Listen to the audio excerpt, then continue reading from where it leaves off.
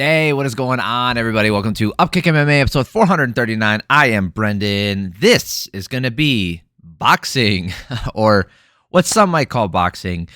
Jake Paul versus Mike Tyson. All right, we're going to talk about this. We're going to break everything down round by round, go through it all. We'll talk about the rest of the night. We're not going to break down any of the other boxing matches. We are going to I just want to kind of get a feel for the rest of the night and talk about that kind of stuff. Before we get into that sort of thing, subscribe to the channel. That way you know the next video is coming out. I'd super appreciate it. And if you do find yourself liking this video, hit the like button. All right. Let's talk about overall. Obviously, there's going to be spoilers. So if you haven't watched this, it's on Netflix. Go watch it, or however else you're going to watch it. I don't know. It depends on what country. I don't know if it was Netflix in every single country. So anyway, here. Okay. So overall, the event when I was watching it, it took. Just for example, I understand that boxing, it doesn't matter where this takes place. It could happen on Showtime or HBO back in the day, or Triller when that happened, or I forget that other service that they were trying to push for a little bit. They have 5 hours of which to play with, and 2.5 hours of that was the last two fights. Now, you could say, oh, maybe they're a really long fight. Nope. One of them was a 10-round, 2-minute one. It went the distance, so that's 20 minutes plus the in-between time. So let's just give them 30 minutes of actual fighting. Cool. And then the last one was 8 2-minute rounds. So again, let's give that one another 30 minutes of actual fighting.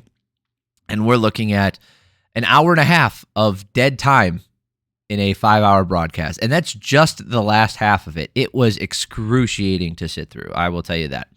So, the rest of the night too. Okay, so Netflix, first of all, their streaming service, I understand a little bit of how it works, and we don't have to get in the technical aspect of it, but they have to shore up their live streaming ability if they're going to keep doing this shit. I've watched other live events on Netflix, and it doesn't crash the site like this one did. I've watched other live stuff on there. It's fine at it.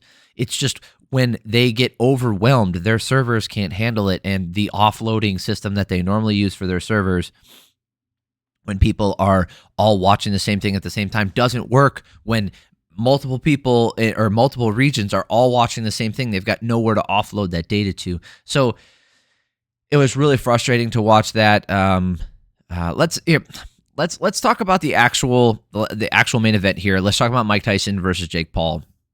We'll go through it round by round, talk about the things, and then we'll talk about the rest of the night, because I think there is something to be said about the Serrano match as well. So Tyson in round one, right? Tyson right in his face.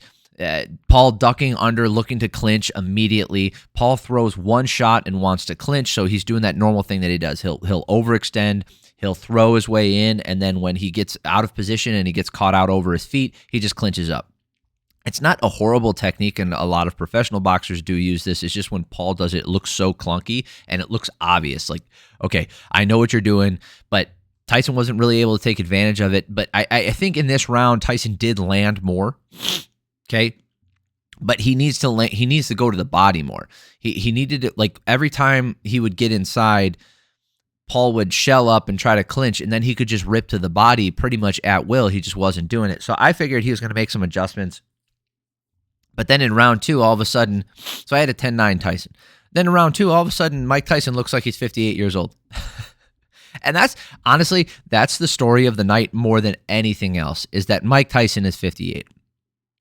Okay, Paul jabbing this is round two. Paul jabbing it into the body, landing over the top of the right hand. Tyson lands a nasty lead hook counter. That was there for him too for a little bit. That lead hook counter was really nice, but he just stopped. Like, we'll talk about it as we go through. And then also, Roy Jones mentioning Tyson's legs. I get it. He was right. Like, he's saying his legs aren't there. I don't like his legs. I get it. It's accurate. Stop saying it. I know that's a Roy Jonesism where he just repeats the same thing over and over again, but god dang, for him to say, like, I don't like Tyson's legs. I'm telling you, I don't like Tyson's legs. Yeah, Roy, I got that. Thank you. No, but I don't like Tyson's legs. Yeah, I get that. His legs, you don't like them. I understand. You got any other insight? Yeah. Why is he biting his gloves? Roy, I told you before, it's like a nervous tick that he does. I don't like his legs. Jesus Christ. Okay. round two was the legs, and then for the rest of the fight, I don't know why he's biting his gloves. I don't know why he's biting his mouthpiece. I don't know why. Like, he was so incredulous that anything was happening. So this round clearly went to Paul. Paul landing more. Maybe not clearly, but it was definitely on my card. It was Paul. Round 3, Tyson with that lead hook and Paul over the top with that right hand. Paul tripling up on that jab, wobbling Tyson for a second, and Paul starting to really find the mark with a bunch of shots. So, like, nothing that Tyson was doing here now, because he was just waiting, right? He's just waiting a lot, looking to counter, but he never threw the counters. And I think that there's I don't know if there was a agreement or if there was just, I don't know if Paul just didn't want to knock him out. I don't know if he was like actively trying to avoid some of the stuff, but because Mike Tyson turned into a counter fighter or counter striker essentially, and Jake Paul was just staying on the outside jabbing, we got a really boring match. And yes, Tyson's also 58. 29-28 going into the 4th round. Tyson is moving his head pretty well, but he's just not coming back with anything, right? So he's doing that classic peekaboo stuff, really ducking, doing a good job of taking a lot of sting off of those shots, moving his head, like I said, moving his head really well, but he's just not countering, and Paul's going way up on the numbers. 10-9 in the 4th round, 39-37 going into the 5th round. Again, the head movement from Tyson looks good, but he's just waiting. Tyson able to find the mark with a left hook, but that's it. 49-46 going into the 6th round, and I can't say that the 6th round looks any different than the 4th or 5th round. 59-55. Round 7, Tyson stands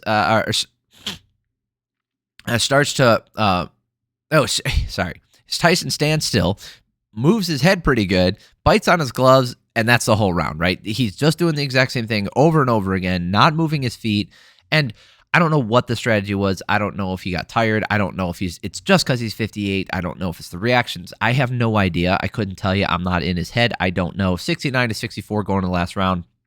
Paul jabbing even more, opening up with some of the shots. I don't know if he was actively going for a finish or if he was just like cautiously entering in and opening up a little bit more to kind of see if the finish would present itself, because he wasn't just swinging big overhands to try and knock him out.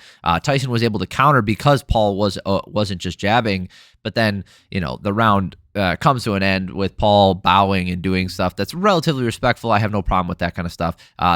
This wasn't even close. I had it 79-73. 2 scorecards had 79-73, and 1 scorecard had 80-72. That's a little rude. Yeah, I mean, overall, it's gonna sound. It is what it is. The dude's 58 years old. Mike Tyson's 58, and if he had looked not 58 in there, then we'd be talking about a different thing. But he looked 58. Does that mean I think I could go in there and fight Mike Tyson? Hell no. Do I want to? Also, hell no. No, thank you. No, thank you. You do it. All right? I'm going to sit here on the outside, enjoy some things, or not enjoy it in this case, and, I can make my critiques from here because of what I'm seeing. Just because I can't go in there and do it myself doesn't mean I can't watch what's happening and then critique it or identify what's actually happening. So, overall, Jake Paul obviously wins it, blah, blah, blah, blah. Let's talk about the Serrano fight before we wrap this up. I do want to give it its due because Amanda Serrano versus, darn it, Katie Taylor. I don't know why I just lost her first name. So Amanda Serrano versus Katie Taylor, which was the co-main event. Boy, I'll tell you, I watched it twice, and like I don't want to do a full breakdown on this one, but I will tell you that Serrano probably won that. I had her winning by at least, because when they read the scorecards out and the fact that Taylor lost a point for headbutting, I think that Serrano kind of, I think Serrano, robbery's not the right word, because here's the thing. the Serrano stands out there, they're going to say, oh man, she landed the bigger shots and look how much she did because she was always moving forward. But go back and watch every little interaction. Taylor was landing a lot of really good shots and rocked her multiple times. Now, some of those happened at the very end of the round. And yes, it was marred by that leading with the headbutting thing. I don't know enough about Taylor to tell you if that's dirty. I can't tell you. All I can go off of is what they're saying. But that's her opponent. Her opponent, of course, and her opponent's team is mad because she got Serrano got a cut in the eye or above the eye, and of course they're mad.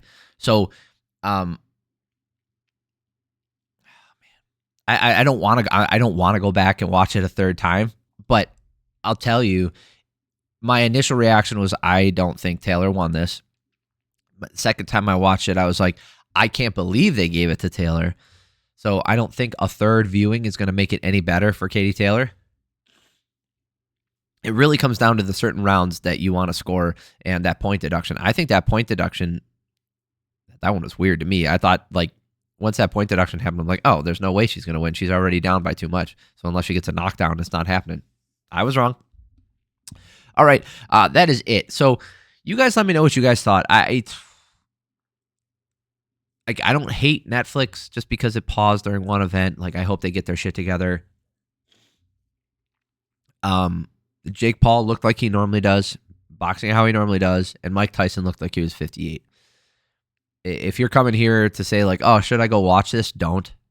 The Amanda Serrano, Katie Taylor, actually go back and watch that one. If you're into boxing or moderately into boxing or combat sports at all, that one was the fight that you should go watch. It had meaning, it had depth, it had purpose. Like there was a fight on before that was excellent as well. But the Serrano, Katie Taylor one, it goes by fast. It's like it's worth watching. So some of this event was pretty good and worth watching, but the Tyson Paul fight just wasn't. It's not. Do not go out of your way to go watch it. You can look up stuff online. You can watch that first round and the second round, and you can see how the rest of the fight's going to go. I promise you. That's it. Thank you guys for stopping by. Let me know what you guys thought of the fight. Let me know what you guys thought of Tyson. Let me know what you guys think of Paul. Do you think he's ever going to fight Canelo? Do you care? Does none of this matter to you because you're like, this is all fake shit anyway? I don't care. Let me know in the comments down below. Subscribe to the channel if you like this kind of thing. That way you know when the next video is coming out. And then, like I said at the top, if you do like this video, hit the like button. I'd appreciate it. So I hope you guys have an amazing weekend. I'll be putting up the UFC videos either tomorrow or later tonight. Probably tomorrow because the pay-per-view is going to be super late. So love y'all. Peace.